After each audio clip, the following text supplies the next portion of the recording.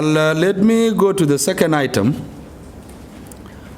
which was a press statement which was released by the Bari community, by the Bari chairman, Honorable Stephen Fatia Lago. That press statement was released on the 30th of December 2022. It was in response to a press statement that was released on the 26th of December 2022. Basically, the statement which was released, I don't know if I shared it with you. That statement was basically entitled "A Statement on Engagement with NAS Rebels." And let me read it so that at least you are on the same wavelength with us. That statement read as follows. On Christmas Eve, On Reke was ambushed by NAS rebels near Marcaro Islands in Mangala Payam, Juba County of Central Equatorial State. To ensure the faithfuls celebrate the festive season in peace, mobile infantry units stormed NAS bases, resulting in neutralization of 5 rebels and the recovery of 30 rounds for 82 millimeter mortar round, and that the NAS base was captured. And after it was captured, we discovered it had around 1,000 fox holes or trenches. Yani ndo aje ze 1,000 Canadik that were dug on the island. Then the statement went on to, that's the statement from SSPDF. Finally, SSPDF would like to reassure or assure the people of South Sudan that our own forces are still carrying out offensive operations to flush out NAS rebels on several islands they have been occupying between Juba and Mangala.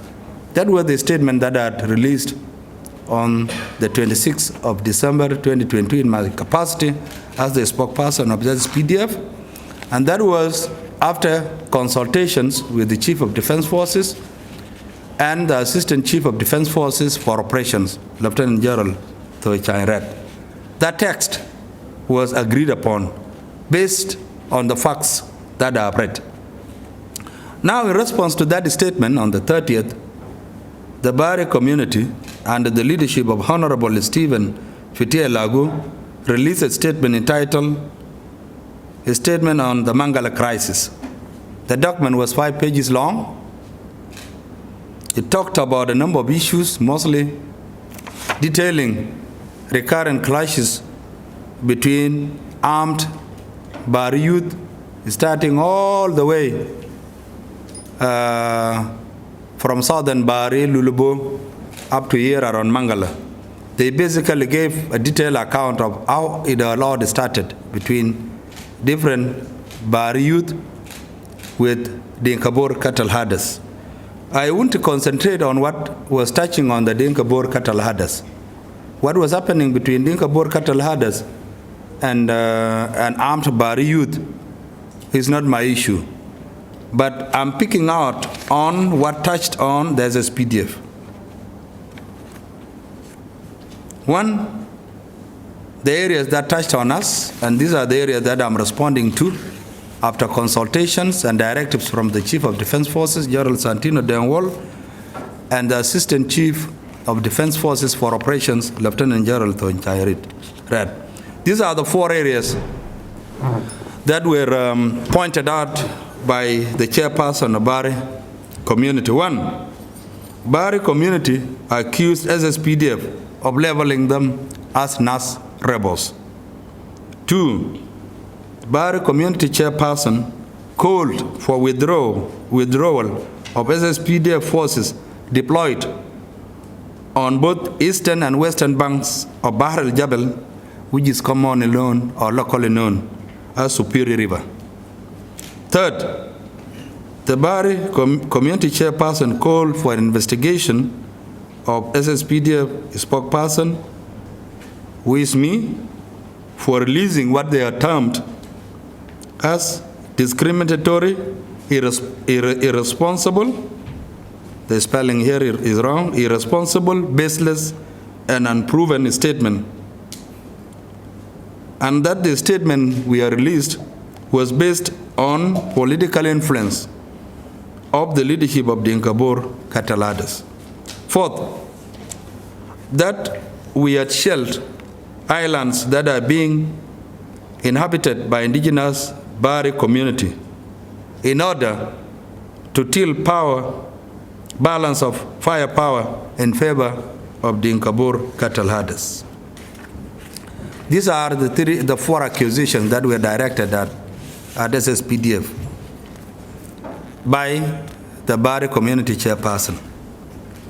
After consultations and putting our heads together, we said before we could respond, we would like to ask the following four fundamental questions.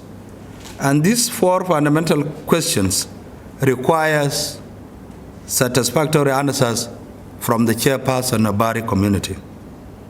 One, who ambushed our Reiki squad on Christmas Eve? Was our squad ambushed by armed Bari youth or North rebels? Question number two, after we engaged the North rebels, we were able to recover between 15 to 30 shells for 82 millimeter mortar, on one of the islands. Do the armed youth from Bari community own this mortar? That's another fundamental question. Secondly, we were able to find foxholes or defensive trenches dug on one of the islands. The other question is, were those foxholes or defensive trenches dug by armed youth from Bari community or by North rebels? Third, on the 14th of December 2022, two boats belonging to a businessman named Wangat Kik were attacked between Kondogoro Islands and Mangala. In those attacks, 4 people were killed and 3 wounded. The question is, who attacked those boats? Armed Bari youth or North rebels? The same last year, a Chinese working for ARC, Road Construction Company, and a soldier from SSPDF that was escorting or providing security to the road construction workers were ambushed and shot dead along Juba-Terekeka Road. The million-dollar question is, who killed that foreigner? Armed Bari youth or North rebels? These are the 4 fundamental questions that we would like the Honorable Chairperson of Bari community, Honorable Stephen Fetia Lago, to give us satisfactory answers. Because he had denied our version of events based on proper intelligence we had received from our intelligence officers. In our response to the areas, one is that we in the SSPDF do not favor any of our communities. Anywhere in the Republic of South Sudan, you know where there are fightings, communal clashes, starting with clashes here in central Equatoria, recurrent clashes between armed Bari youth and Cataladas from Bor. We do not favor them. Instead, to bring it closer home, after the president issued a Republican order directing for Cataladas to be escorted back to their original places, we provided escort. We in the SSPDF provided escort all the way to the Inkabur Cataladas so that they go back to their places of origin. We did the same to Cataladas from Terekeka, Mundari. They were provided escort and went back to their places of origin. And even His Excellency the President complied with the demand from the Bari community for cattle to be withdrawn from their land, and as a result, he transported back his cattle to his homeland. So this is an indication that it is untrue for us to be accused of having favored Dinkabur cattle herders in their fight with Bari youth. On the withdrawal of SSPDF forces, this is our response. On the call for SSPDF forces to be withdrawn from both sides of Bahar al-Jabal, it is purely and primarily the business and the prerogative of the Chief of Defense Forces and other commanders under his command to decide on when and where to deploy forces anywhere in the Republic of South Sudan based on prevailing security threats.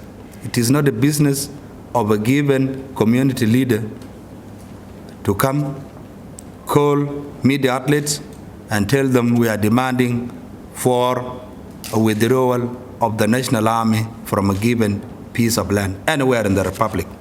If there are any reasons for the forces, if there are issues arising from the deployment of the forces, like he had said, some of the forces deployed there, he had generalized it, that they are causing insecurity. I believe if there are cases of insecurity being posed by forces deployed on both sides of the river, then there must have been individual cases, and there's a remedy. Whenever you misbehave as an individual soldier deployed at any given area, we go surgical. We identify the person who is causing problems and is held accountable. So it is not the business of the chairperson of Mandari community to call for a withdrawal of SSPDF forces anywhere in Bari land or any given community leader. Third, based on the statement I read, if you had captured it very well, and I will still go ahead share it with you on your WhatsApp. We in the SSPDF General Headquarters, they are not labeled the Bari community as NAS rebels. In the statement which I had signed, I made it very clear, we made it very clear that there are some islands between Juba and Mangala that are being inhabited by NAS, that there is presence of NAS on some of the islands. We did not say members of the Bari community that are staying in some of those islands are NAS rebels. Fourth, he had accused us of shelling islands that are being inhabited by civilians from the Bari community. We are saying no. After our own Reka was ambushed, reinforcements were sent. We engaged those who had ambushed our security personnel, pursued them, and we ended up shelling them where they had hit on the island. If they were not NAS rebels that ambushed our security forces, and then now it is very crystal clear that they were armed Bari youth. And in any case, even if you don't have that level of being a rebel, if you go around attacking military personnel as they go about their business on the roads, as they go about their patrols, vehicular patrols or foot patrols, you go about attacking them, and then you are considered as an hostile armed element that deserves to be neutralized, regardless of getting a label as a rebel. So if they were the Bari youth that had ambushed our security personnel that were doing patrols on Christmas Eve, then they are guilty of attacking the National Army. Fifth, which is the last point, now that the Bari leadership, especially the one under the leadership of Honorable Stephen Petia Lako, we in the SSPDF General Headquarters are calling and demanding for a joint fact-finding mission and verification team to be sent to some of the islands where we discovered foxholes and defensive trenches, as well as show them the mortar shells we have recovered after our engagement with NAS rebels. So that they tell us for sure, NAS alafaro kanadik, dama NAS bita NAS. Demo del shabab al-musalain bita Bari. Lanu ana, for the first time for me to come to Greater Equatoria, I came here in 1991. My first area of deployment was Capoeira. I came around Juba here, July 1992. I was based in southern Bari, to be specific, in Kurukitu, at the headquarters of late John Kung. And I was again redeployed here in 2003, in the whole of Greater Equatoria. And up to now, I've been in and out of Greater Equatoria for the last 31 years, in and out of Greater Equatoria. I had worked in Magri as the head of NCOs. I had worked in Magri as Deputy Chief for Administration, 2010, worked in in Eastern Equatoria, 2009 as Chief for Administration, 2012 I was Chief for Administration in Yambio. I have never come across any base being owned by civilians where trenches are dug. Anama Shuptu is a new development. Wama asali mani Shuptu musalahin in any given community for Eastern Equatoria State, they are owning mortar in Ida, Hawanat. This is a new development. فلو مواطنين العام يوث بتاع باري ومن وصل في درجة تسلية بتاعهم بيجي عندهم حيوانات, then is a new development. لو وصل في درجة بيجي بعفروا كنادق, and then is a new military tactic that must be at least so that we get to know. But otherwise, if you went to other communities, we know other communities in South Sudan, they are heavily armed. Telgandum Pikamat, Baginza to into Tualfat, we know. Lakin is a new development for Bari. For this is the end of my briefing regarding what has been happening. Otherwise, under any other business, under any AOB, the floor is open for you to ask your questions, answers. Under AOB, you can touch on anything that is relevant to your work as a journalist.